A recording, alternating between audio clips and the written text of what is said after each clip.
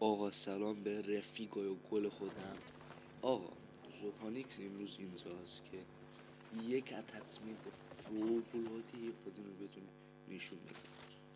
با این اتچمنت واقعا میتونید که این میار اصلا سگ دمیت رو بگیر. با این اتچمنت خیلی فکر میکنن که شما چیزین و بهتون فوش میدن، اینم بدون بدیشه.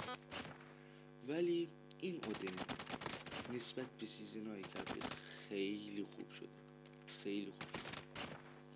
با این اتچمنت، مخصوصا با این اتچمنتی که من دارم، واقعا میتونین اصلا یه اسکواد رو ببرین لابی. در این حد میتونم بگم این مسیجش هم شاید در حد یکی زدیفته به یکی رفتن باشه، ولی خب همین دیگه هیپ فایرش هم خوبه، هیپ فایرش هم خوبه. من بعد از این که از راه دور داشتم امتحان میکردم الان اومدم که هیپ فایر بزنم، واقعا پشمای خودم میزنه داشتم که اینجوری بتونه هیپ فایر بزنم. اینجا هم اومدم که روی ربات انجام دادم، دیدم واقعا دمیج خوبی بوده. امیدوارم که چنل تازه زده شده منو حمایت کنید. دورتون بگردم. اینم از اتچمنت اودن. خدا نگهدار.